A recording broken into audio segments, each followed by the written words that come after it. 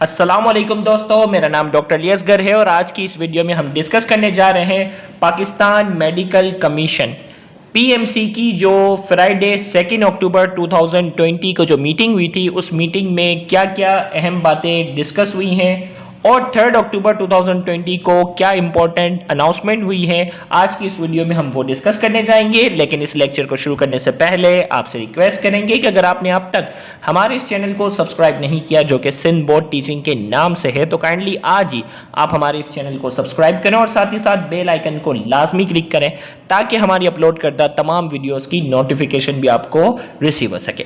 तो आइए, Pakistan medical commission PMC की जो मीटिंग थी वो फ्राइडे 2 अक्टूबर 2020 को हुई और उसकी ऑफिशियल अनाउंसमेंट जो है वो 3 अक्टूबर सुबह 9 बजे ये ऑफिशियल रिटन अनाउंसमेंट जो है वो डिस्प्ले की गई। अब वो अनाउंसमेंट क्या क्या है, आज की इस वीडियो में हम वो डिस्कस करने जाएंगे, क्योंकि बहुत से स्टूडेंट परेशान थे कि सर पीएमसी ने जो है वो क्या क्या चेंजेस की हैं, काइंडली हमें गाइड करें। तो आज की इस वीडियो में हम वो तमाम बातें जो है वो डिस्कस करने जाएंगे।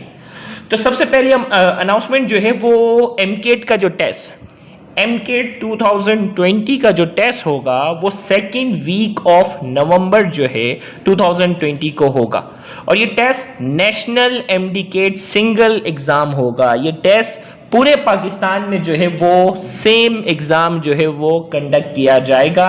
ये पीएमसी की तरफ से जो है वो अनाउंसमेंट है। याद रहे, एग्जैक्ट डेट इन्होंने अनाउंस नहीं की, सिंपल इतना कहा है 2nd वीक ऑफ नवंबर 2020 को एक नेशनल एमडीकेट सिंगल एग्जाम जो होगा वो पूरे पाकिस्तान में एक साथ कंडक्ट होगा।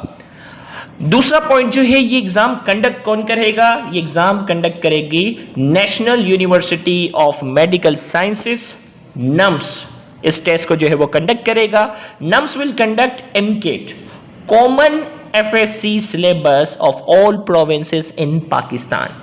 अब जो मेन जो दूसरा पॉइंट है, जो अक्सर स्टूडेंट नहीं समझ रहे और परेशान हो रहे हैं, उनको ये बात जो है वो अच्छे से समझानी है कि बेटा कॉमन सिलेबस की बात हो रही है, ये नहीं कि फेडरल बोर्ड की चीज़ें उन्होंने जो है वो शामिल कर देनी है।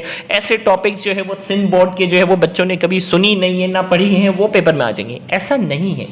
वो कॉमन टॉपिक्स जो पंजाब बोर्ड में, बलूचिस्तान बोर्ड में, इसी तरीके से सिंध बोर्ड में, यानी पूरे पाकिस्तान के तमाम प्रोविंसेस के जो सिमिलर टॉपिक्स हैं, जो कॉमन टॉपिक्स हैं, वो आपके एग्जाम में क्या होंगे? शामिल होंगे। इसका मतलब क्या हुआ? आपके सिलेबस में इजाफा नहीं, आपके सिलेबस में कमी हो गई। एक ऐसा टॉपिक जो पंजाब बोर्ड में है, लेकिन सिंध बोर्ड में नहीं है, वो एग्जाम में नहीं आएगा।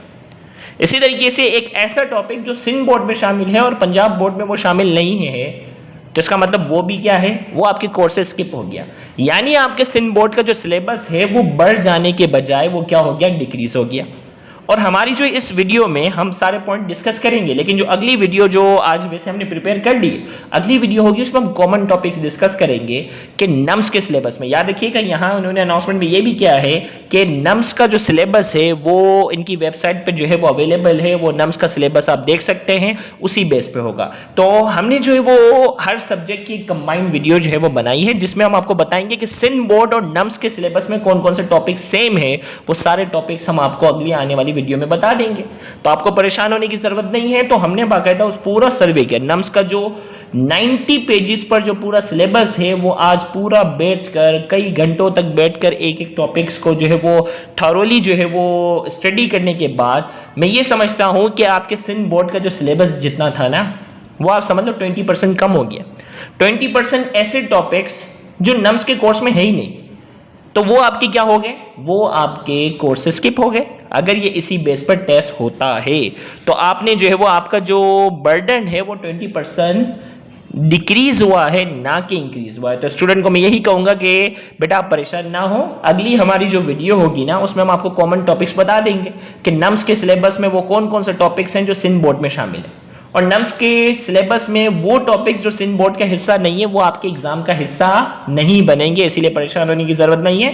तो पूरा 90 पेजेस का जो सिलेबस है वो स्टडी करने के बाद मैं आपको जो है वो सारे अगली आने वाली वीडियो में मैं आपको सारे टॉपिक्स बता दूंगा। उन्हीं टॉपिक्स से आपने क्या करनी है? तैयारी करनी है, लिहाजा घबराने की जरूरत नहीं है। Exact date will be announce within a week. Exact date जो होगी वो आज की मीटिंग में ये डिसाइड हुआ कि वो एक हफ्ते के अंदर अंदर एग्जैक्ट डेट वो अनाउंस करेंगे। Admission policy 2020 and 21 approved by council to regulate the admission and fee structure. इस पॉलिसी का एक फायदा स्टूडेंट को ये होगा कि इससे पहले क्या होता था कि हर मेडिकल यूनिवर्सिटीज जो है वो मनमानी करते थे, अपनी मर्जी से किसी ने 12 लाख रुपए साल की फीस रखी हुई है, किसी ने 15 लाख रुपए फीस रखी हुई है। इसमें फी स्ट्रक्चर भी जो होगा वो बाकायदा पीएमसी से अप्रूवल करवाना होगा। तमाम मेडिकल कॉलेजेस को बाकायदा पीएमसी से फी स्ट्रक्चर जो है वो क्या करवाना होगा, अप्रूव करवाना होगा। अपनी तरफ से जो है वो फी स्ट्रक्चर वो डिसाइड नहीं कर सकेंगे, तो सेंट्रल पॉलिसी जो होगी वो डिसाइड करेंगे। पासिंग मार्क्स जो आपको मालूम है इससे पहले जो था उसमें 33% के दिया था ना सिंध वालों ने, नहीं, लास्ट टाइम की तरह पासिंग मार्क्स 60% है। आपके एमकेड स्कोर जो है 200 में से कम 120 सवाल आपके सही होना जरूरी है। फिर से रिपीट कर रहा हूं, इससे पहले क्या था, जो सिंध वालों ने कुछ दिन पहले जो अनाउंसमेंट की थी वो 33% कर दिया था, लेकिन यहां जो है इस पॉलिसी में 60% जो है वो पासिंग मार्क्स है, यानी 200 में से आपके 120 एमसीक्यू का सही होना जरूरी है। अगर 120 से कम एमसीक्यू सही किए तो आप एमकेट के टेस्ट में फेल करार पाएंगे और आप किसी प्राइवेट मेडिकल यूनिवर्सिटी में भी एडमिशन नहीं ले सकते। एक बहुत ही इंपॉर्टेंट बात देखो क्या लिखी हुई है, एमडी गेट, देखो पासिंग मार्क्स 60% है, MDCAT must be clear for all public और प्राइवेट कॉलेज। प्राइवेट कॉलेज आप हैं, आप लाखों रुपए पे करने की सलाहियत रखते हैं, आपकी सोर्स है, आपकी सिफारिश है, इवन मेडिकल कॉलेज आपके अपने अब्बू की है, तो भी अगर आपने एमकेट का टेस्ट क्लियर नहीं किया, तो भी अगर आपने एमकेट का टेस्ट क्लियर नहीं किया है तो आप प्राइवेट मेडिकल कॉलेज में एडमिशन ले ही नहीं सकता। आपका वो साल क्या हो गया, जाया हो गया। अगले साल आपने जो है वो इस एमकेट टेस्ट में दोबारा अपियर होना होगा। इसी तरीके से ये सेंट्रल पॉलिसी के बाद यहाँ एक और बात, नम्स का जो टेस्ट एंट्री टेस्ट था जो 11 अक्टूबर को होना था वो अपनी जगह बरकरार है। याद रखिएगा पूरे प्रोविंस का अलग होगा। नम्स ने जो अपनी पहले से अनाउंसमेंट की हुई है ना, national university of medical sciences का जो टेस्ट 11 अक्टूबर पहले से जो डेट अनाउंस की थी वो अपनी जगह क्या रहेगी, सेम रहेगी। फिर इसके बाद admission of Aga Khan Medical College will be conducted by Aga Khan Medical University based on their declared prospectus subject to mandatory condition of having passed the MDCAT। Aga Khan University जो है इसका medical college का जो test होगा वो Aga Khan University जो है वो खुद कंडक्ट करेगी, जैसा कि उनके प्रोस्पेक्टस में मेंशन है कि उनका MDCAT का एग्जाम जो है वो पास करना क्या होगा, जरूरी होगा। MDCAT का जो टेस्ट होता है वो Aga Khan का थोड़ा सा डिफरेंट होता है, उसमें क्विक मैथ के सवाल होते हैं, नंबर ऑफ क्वेश्चंस का क्राइटेरिया थोड़ा अलग होता है, तो आगा खान यूनिवर्सिटी को उन्होंने अलग से मेंशन किया है, लेकिन वहां पर भी एमडीकेट का टेस्ट जो है वो लाजमी उनका क्लियर होना जरूरी है। मेरिट जो आपका बनेगा वो क्या होगा, 50% एमकेट का स्कोर है, 50% एफएससी है, दोनों ये है। यानी आप अगर सेकेंड ईयर में प्रोमोट हो चुके हैं तो आपके फर्स्ट ईयर का जो रिजल्ट होगा वो 50% है और एमकेट का स्कोर जो होगा वो 50% होगा, दोनों मिलाकर हो जाता है 100%। और उस 100% में से आपने कितना स्कोर किया है वो आपका मेरिट जो है वो डिसाइड करेगा। इसके साथ साथ आगे की कुछ अनाउंसमेंट जो है वो बड़ी अहम है, जो स्टूडेंट को अक्सर उसको नजरअंदाज कर देते हैं, वो मैं बताना चाहूँ। Student who are completing their house job as of 25th September 2020 shall not be required to take NLE National License Exam for grant of full license। याद रखिएगा MBBS है ना, MBBS जैसे ही आप मुकम्मल करते हो तो MBBS के बाद आपको एक टेम्परेरी जो है वो PMDC कार्ड इशू होता था और फिर इसके बाद आप हाउस जॉब मुकम्मल करते थे और हाउस जॉब के बाद आपको फुल लाइसेंस जो है वो पीएमडीसी की तरफ से दिया जाता था। लेकिन अब ऐसा नहीं है, अब आपने एमबीबीएस मुकम्मल कर लेना है, एमबीबीएस के बाद पीएमसी के लाइसेंस का टेस्ट देना है। याद रखिएगा पीएमसी के लाइसेंस का आपको टेस्ट देना है और वो टेस्ट आप जब क्लियर करेंगे तब आपको फुल लाइसेंस दिया जाएगा। तो ये इम्प्लीमेंटेशन जो है वो क्या हो रही है, वो स्टूडेंट जिनकी हाउस जॉब 25 सितंबर, वो स्टूडेंट जिनकी हाउस जॉब 25 सितंबर से पहले खत्म हो चुकी है, उनको ये टेस्ट देने की जरूरत नहीं होगी, उनको फुल लाइसेंस ये वो दिया जाएगा। लेकिन वो स्टूडेंट जिनकी हाउस जॉब 25 सितंबर के बाद कंप्लीट हो रही है तो वो फुल लाइसेंस से पहले NLE नेशनल लाइसेंस एग्जाम में वो अपियर होंगे, वो एग्जाम क्लियर करेंगे तो उनको फुल लाइसेंस दिया जाएगा।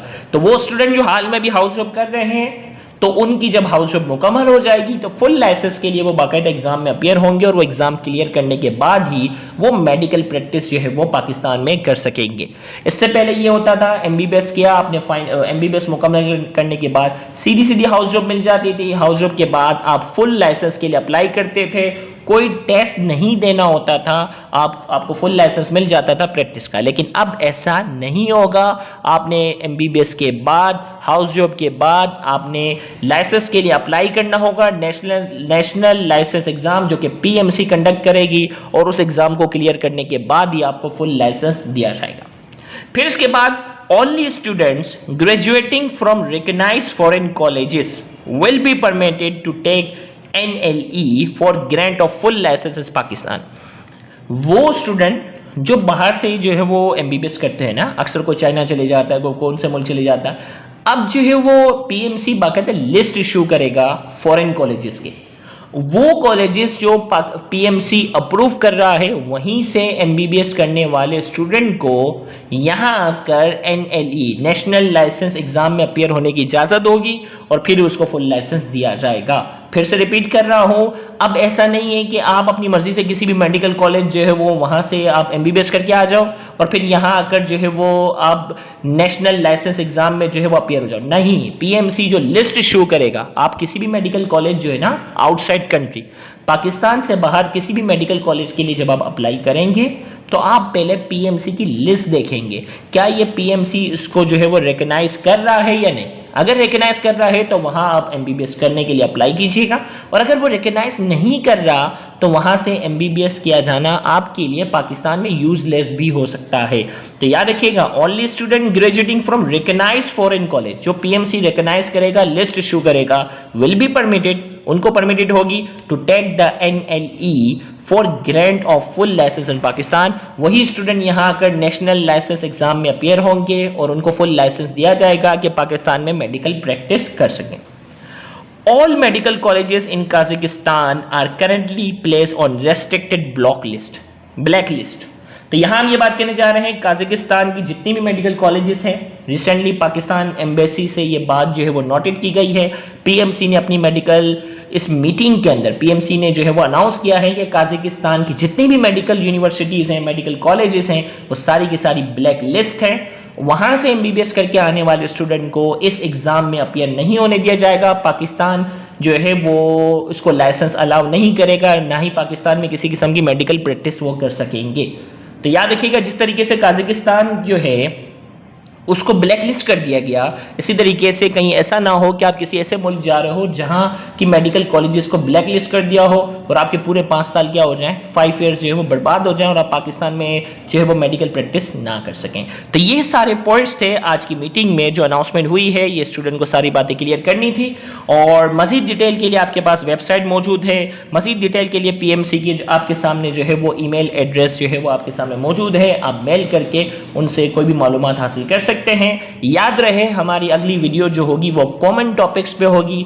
वो कौन कौन से टॉपिक्स हैं जो सिंध बोर्ड और नम्स यूनिवर्सिटी के सिलेबस में जो है वो कॉमन है, ताकि स्टूडेंट पहले उन कॉमन टॉपिक्स की अच्छी से बेहतरीन तरीके से जो है वो तैयारी कर लें, ताकि नम्स अगर टेस्ट कंडक्ट करता है तो उसमें किसी किस्म की कोई परेशानी पेश ना आए। Thank you very much. Allah Hafiz.